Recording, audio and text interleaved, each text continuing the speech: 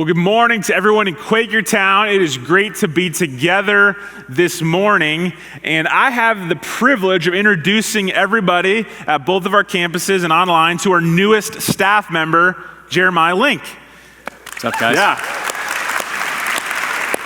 Hello. Jeremiah is 2 weeks on to our staff full-time. He interned for us last summer, but Jeremiah is going to be our young adult pastor here at Calvary, and he's also going to be an associate pastor at our Quakertown campus. So you Quakertown people will be seeing a lot of him as well. Since Carlos has been voted on to senior leadership team, he'll have a little bit more responsibility here in Souderton than he had before, and so Jeremiah will help pick up some of the pastoral work up in Quakertown. But Jeremiah is going to preach this morning. I can tell you a lot about him. I've gotten to know him over the last year and even these last couple weeks. But the things that I would share wouldn't do it justice. Although one thing I learned about Jeremiah, this is his Sunday shirt.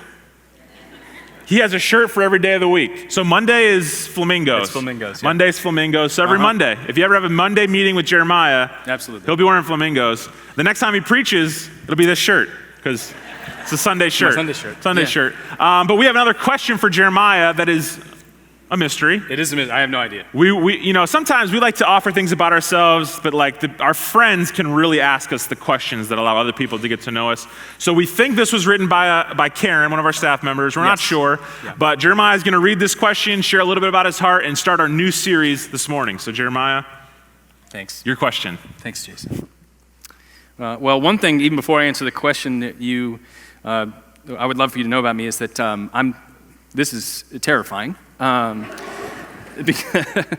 Because I really don't know what's in here. So hopefully it's not too incriminating. I mean, it's okay if, we're all forgiven. But what is the most daring thing you've ever done? Yeah, I'm a pretty boring guy. When we were in college, my wife and I went to Penn State. And we were involved with Cru there at Penn State. And every summer we would go to, what's the place? It's like a town under a lake. I don't know. I forget. Of course, I'm not remembering now. Anyway, we go to this lake. Raystown. Got it.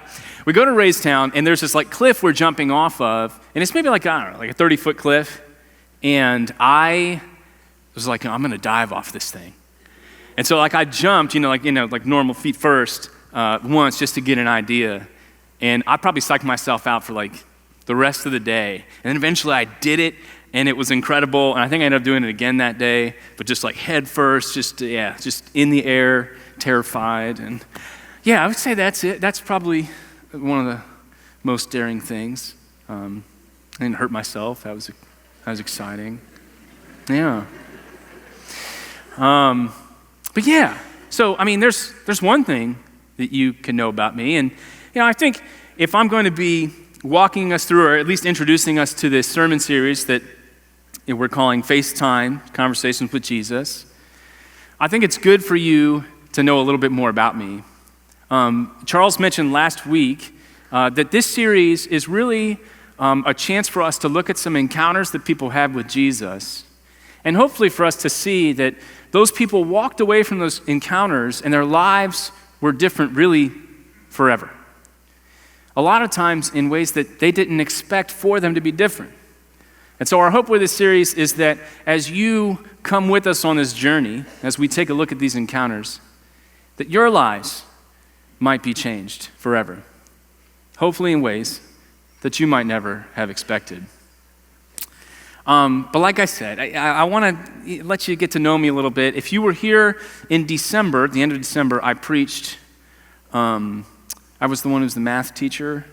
I talked about math a little bit, and I won't do that today as much. Maybe not at all. So don't worry. It's okay. I actually hung up the red pens, as they say. You hang up the sneakers for basketball, right? Hung up the red pens, and here I am. But I was here in December, so if you saw that, that's great. If not, I think it's best for you to get to know me a little bit through the family that I grew up with. So my brother is a really big Atlanta Braves fan. Praise. I mean, thank you. y'all can pray for him. If there's one thing, if there's one thing you could pray for my brother for, it's how much he loves the Atlanta Braves. And he is not kind. We were texting back and forth this week, and it's on, right? So that's my brother. My mom and dad, probably because of my brother, are also really big Atlanta Braves fans. So my mom is texting me. First of all, my mom is texting me. We'll just end the sentence there.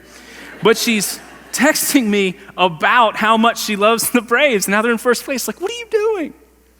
My sister, who I'm positive couldn't care any less about sports, is also, apparently, a really big Atlanta Braves fan. And here I sit, the lone Phillies fan, in a sea of tomahawks. Thank you. Guys, if you could, pray for my family, lift them up with me. Now, the reality is that we've got this kind of rivalry, this back and forth that happens all summer long. But I need to let you in on a little bit more of just how deep it goes. So a few years ago, I wore a Phillies hat and shirt to a game in Atlanta, which for some of you who are Eagles fans, you don't think anything of that. Doesn't matter where you are, you're an Eagles fan. I'm with you, right? But I have a picture of it, actually. So here we are. I stand out. I also want to point out that my brother is there in the Braves shirt, which I bought for him with his name on the back of it. Tell me I don't love you. Look what I have done for you. Anyway. And the reason we were at this game was because we were there with my grandmother to celebrate all that she is and just the lovely lady that she is. My grandmother grew up in the Georgia area, and I think has probably followed the Braves since they moved to Atlanta in 1966, because it was finally a baseball team in her area. That's how long it was when baseball wasn't everywhere, right? So finally there was a team, and she's probably followed them for that long. This is the same grandmother who is a teetotaler. I think I saw her take one sip of wine when she was 75, and she said something like, I'm okay. Right? But this same teetotaling, baseball-loving grandmother walks into a bar in 1951 so that she could see Willie Mays and the Giants playing for the pennant, her team before the Braves. Or as she would say, Willie Mays and the Giants. So this is the grandmother that we're celebrating at this game. So maybe y'all need to pray for me. Also worthy of note, the Braves weren't playing the Phillies. They were playing the Marlins. What am I doing? Like, that's just so rude. It's ruthless. But I will point this out, that if you're not declaring who you're for, then you're probably just against. So anyone who's wearing, like I said, no, I will not come neutral, because then you'll think I support this, and no, I don't. Oh, yeah, seriously, I'll need to pray for me a little bit. The reason that I tell you this story is that's my family in a nutshell. We just do too much. But what I hope is that we see here that in this rivalry, there's a lot of time that's been committed to loving that team. And in my grandmother's case, a lot of time that's been committed. And so if I ever wanted my grandmother to come over to the good side and cheer for the Phillies, and I'm talking like cheer out of civility. She's very polite, right? She would cheer out of politeness. But I'm talking, no. You only want the Phillies to win. That's what I'm talking about. If I would want that from her, I would need a couple things. I would need her probably to be at the end of a rope with the Braves.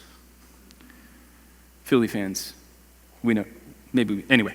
I would need her to be at the end of a rope, and I would need basically something I've never heard of.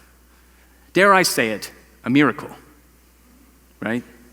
Something to make up for all the time that she's committed to loving the Braves. I'd need a miracle. And she'd probably need to be at the end of her rope too. Well, my hope is that you can kind of bear this in mind as we take a look at an encounter that some people had with Jesus. We're going to be looking in the book of Mark, It's actually Mark chapter 5, verse 21 is where we'll start. If you would like to read along, that's great. There are Bibles in the pew racks here at Souderton, Quakertown. They've got them in the back. Just raise your hand, and usher will help you out. Also, it's 2019, so feel free to read on your phone. There's no shame for having your phone out. But actually, I'm going to be reading a story, and if you just want to listen, that's okay too. Maybe close your eyes and imagine this as best you can, but whatever your preference, let's take a look at a couple stories that will sandwich together here. So this is in Mark chapter 5. It says, when Jesus had again crossed over by boat to the other side of the lake, a large crowd gathered around him while he was by the lake. Then one of the synagogue leaders named Jairus came, and when he saw Jesus, he fell at his feet. He pleaded earnestly with him, "My little daughter is dying. Please come and put your hands on her so that she will be healed and live." So Jesus went with him. Now, that's not the end of the story, but I feel like we need to pause for a second, and there's some things that need to be pointed out so we can understand really what's happening here. I think the first thing that we need to take a look at is the idea that Jairus is a synagogue leader. And just so you know, the synagogue at that time is most likely not very happy with what Jesus is doing and saying. Dare I say, maybe becoming his enemy, if not already. So we've got the leader of the enemy coming to Jesus. And he's not just coming to him like kind of secretively in the midst of a crowd, just kind of trying to be under the radar. He is falling at the feet of Jesus. Needless to say, this is a social risk for Jairus. This is his livelihood that he's risking by going to Jesus in this way. Now, a couple things that are worth noting. Jesus goes with him. So Jesus goes with somebody who's coming from a place of people who probably are his enemy to help that person. He's helping his enemies. Well, that's one. And two, Jairus is a synagogue leader. Now, maybe it's a stretch, but I don't think it is that much. He's a church leader, and he didn't go to the church. At least if he has, he's not right now. He's going to Jesus. Just worth bringing up and noting. Okay? But on the way, we meet someone else. A large crowd followed and pressed around him. A woman was there who had been subject to bleeding for 12 years. She had suffered a great deal under the care of many doctors and had spent all she had, yet instead of getting better, she grew worse. When she heard about Jesus, she came up behind him in the crowd and touched his cloak because she thought, if I just touch his clothes, I will be healed. Immediately her bleeding stopped, and she felt in her body that she was freed from her suffering.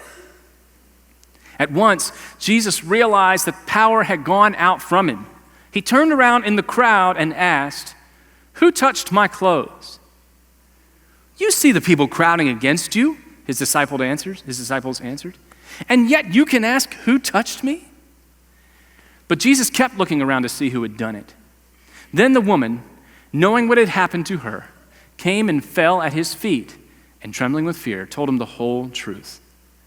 He said to her, "Daughter, your faith has healed you.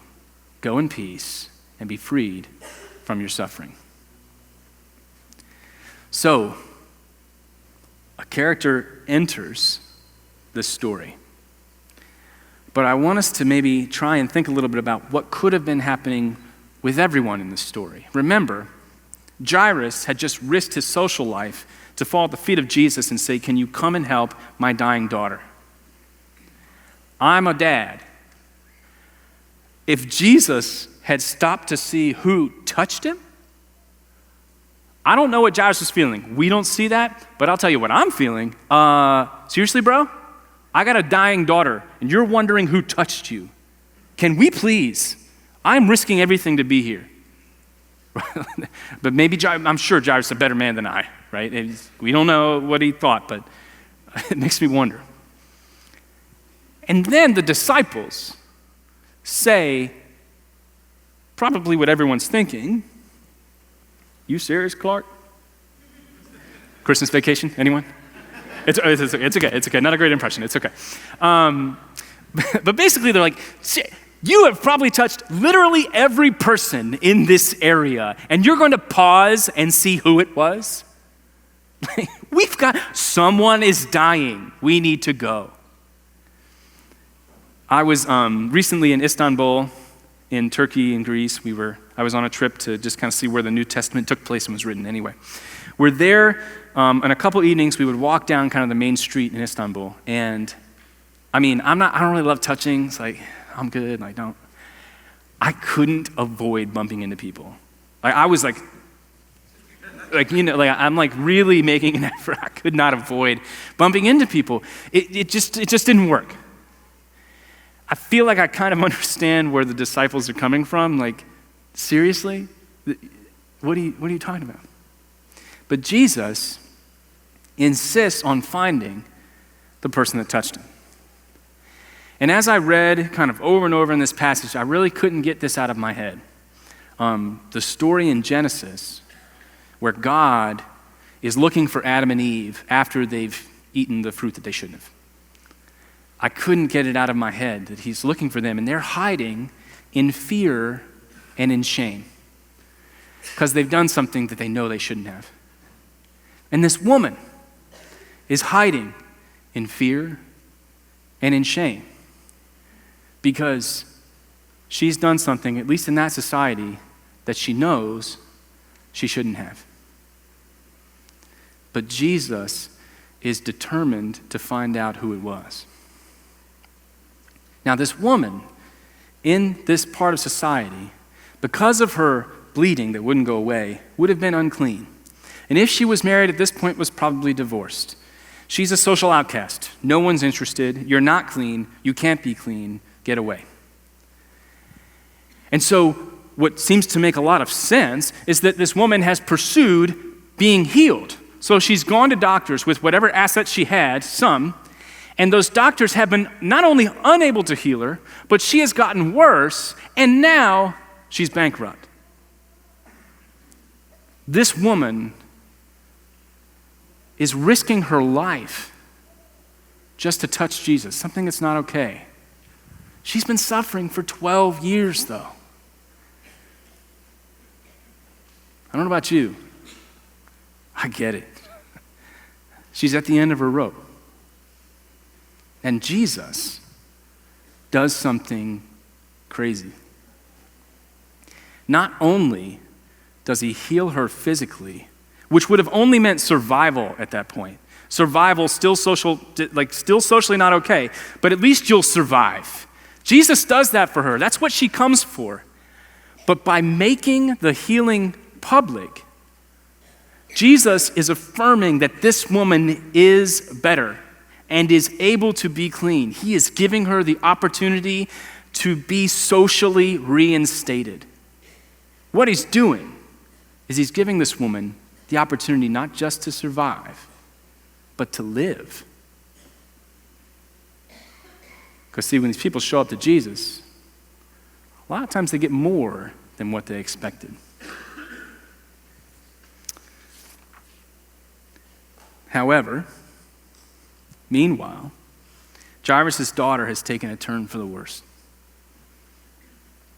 While Jesus was still speaking, some people came from the house of Jairus, the synagogue leader. "Your daughter is dead," he said. "Why bother the teacher anymore?"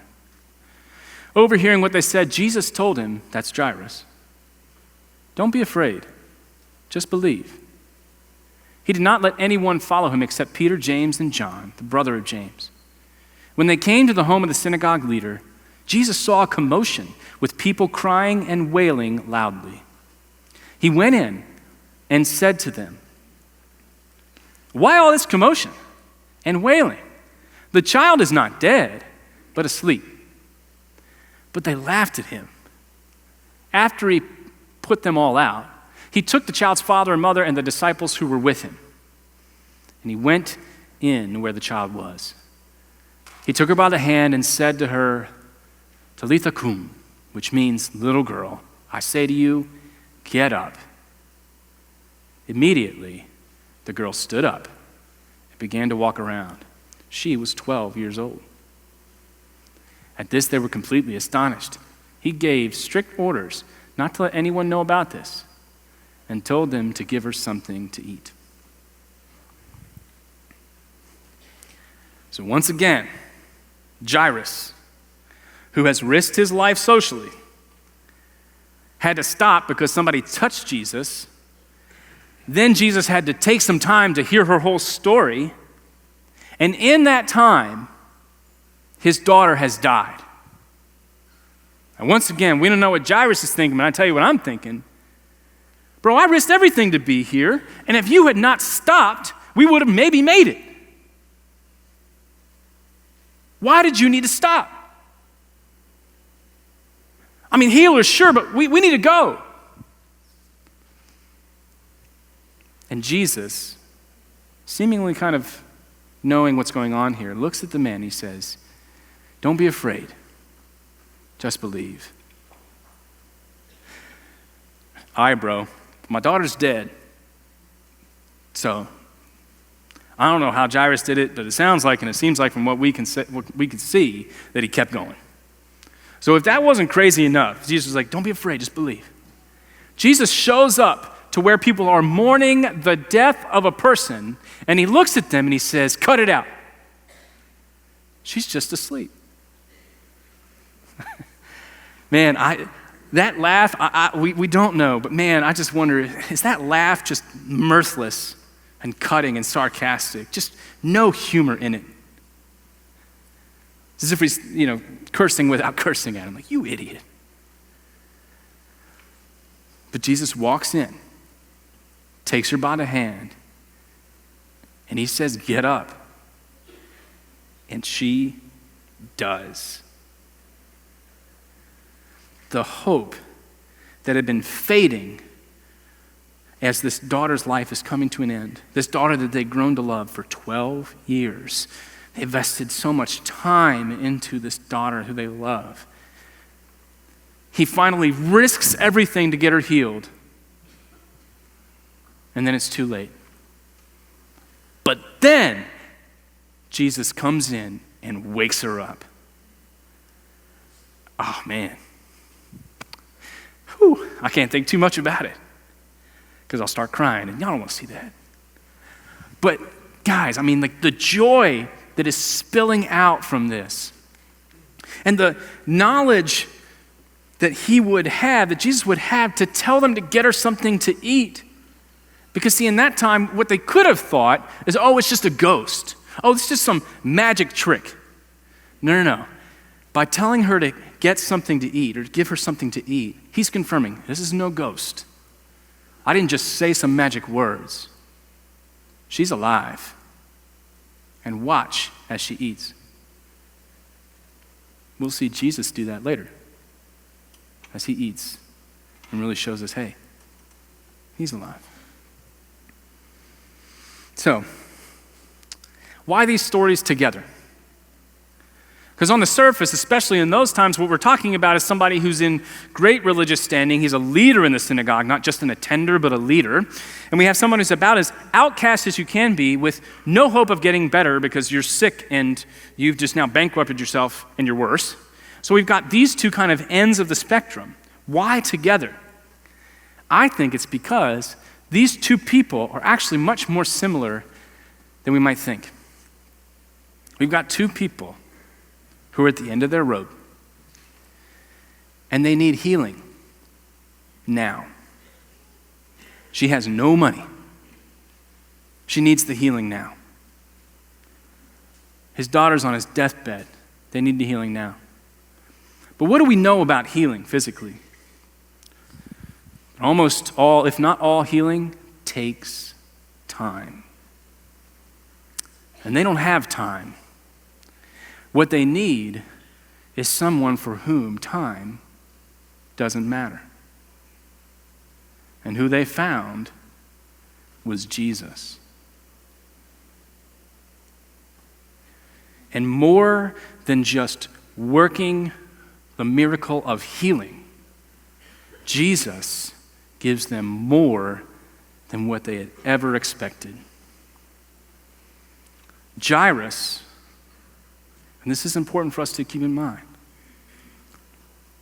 Jairus is risking his social life, basically saying, I care so little about my life at this point. I only want my daughter to get well. That is why I'm here. He's risking his social life. And Jesus does more than that. He brings her back from the dead. But Jairus shows up expecting that. And this woman who has no social life to sacrifice, so even if she could, it wouldn't matter, right? Even if she wanted to. She shows up and says, I am so at the end of my rope that I will risk my breathing life for the sake of my breathing life. And Jesus does her one better. He says, here's your breathing life.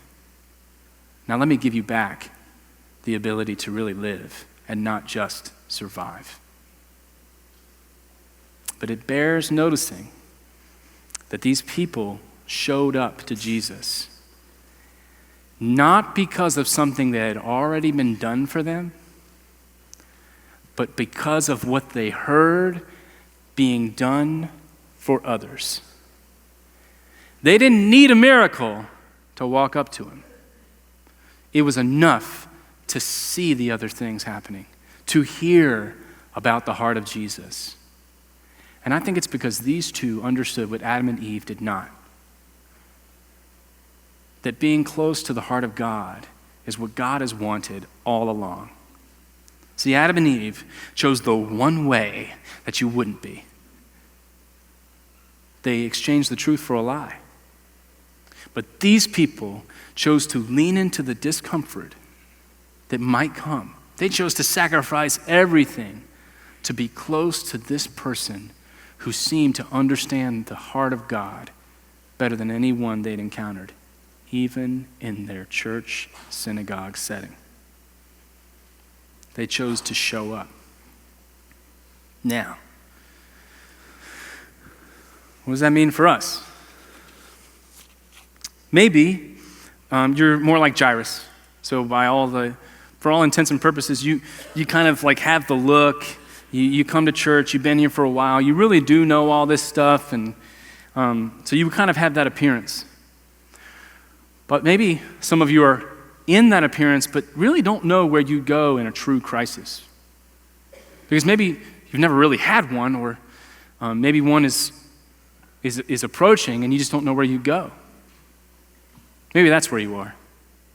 Maybe you're on the other end of the spectrum. You're a complete social outcast, and quite frankly, in a lot of these places, you might be someone who's not welcome, which is so sad. But maybe that's where you feel like you are.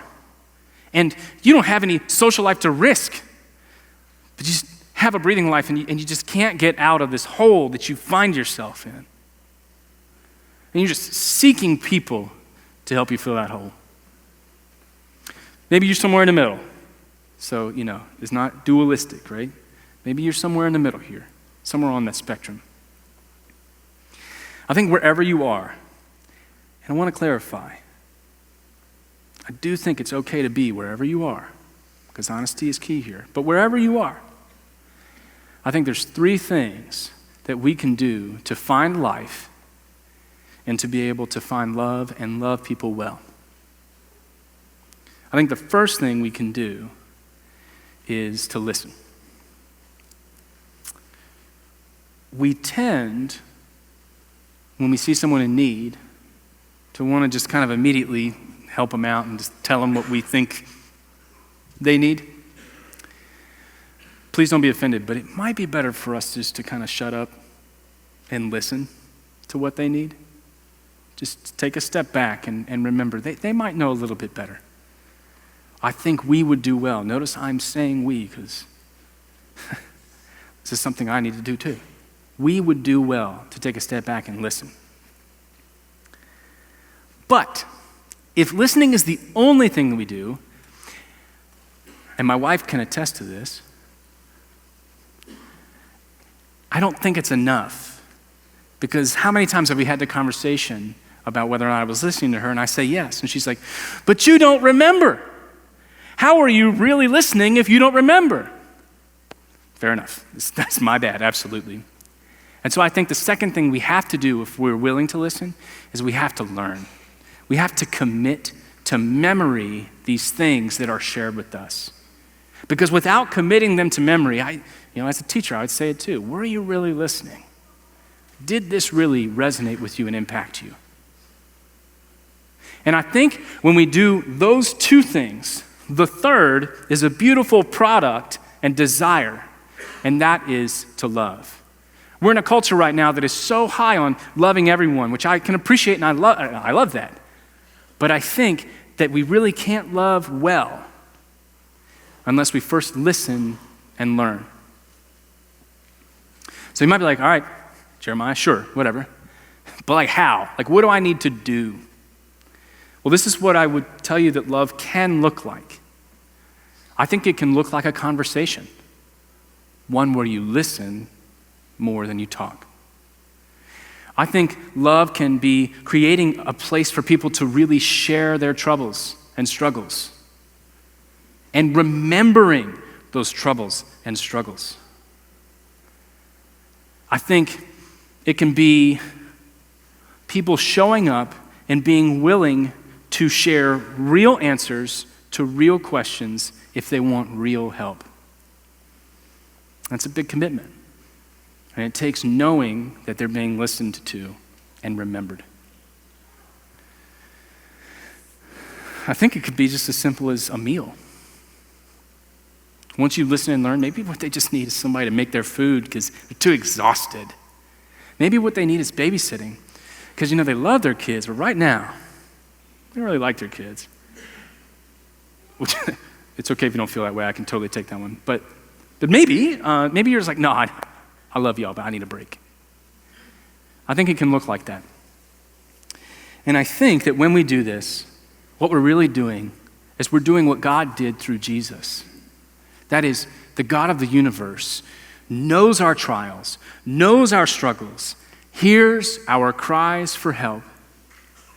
And he loves us not just because he would and did and does intercede from on high. He loves us because he comes down in the form of a person to look with physical eyes and to hear with physical ears about Jairus and his situation, to hear the entire story, the whole truth of what this woman has to say, to with his physical hand take the hand of the daughter who died and tell her, wake up. And she does. To offer life when all we think is healing, and to give us more than we expect, because what he really wants is to be close to us. Calvary Church, if we're going to be a place that continues what Jesus started, we can't just tell people we love them. We have to offer life, and we might have to give more than they expect, because what we really want is to be close to you and have you know the God of the universe who desires and longs to be close to you. That is how we will continue what Jesus started. I gotta say it because I couldn't get it out of my mind. All weeks I was thinking about this. They laughed at him and they mocked him when he said she was just sleeping. But then he went in, took her hand, and he woke her up. Then they mocked him when he wouldn't take himself off the cross. But then 3 days after he'd been dead, he one-upped them. And he woke himself up. Makes me wonder, who's laughing now? Would you pray with me?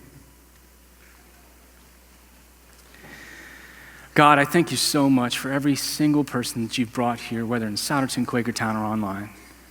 I pray that you have spoken through me in truth, and the truths that these people have heard would engage them in a way that they would ask questions, that they would seek answers, and that they would find people who listen, learn, and love well. Lord, I pray that we would do that moving forward in this week. I thank you for all that you are, for all that you will continue to do through this series, and just thank you for the blessing it is to be together with everyone on Sunday. And I pray these things in Jesus' name. Amen.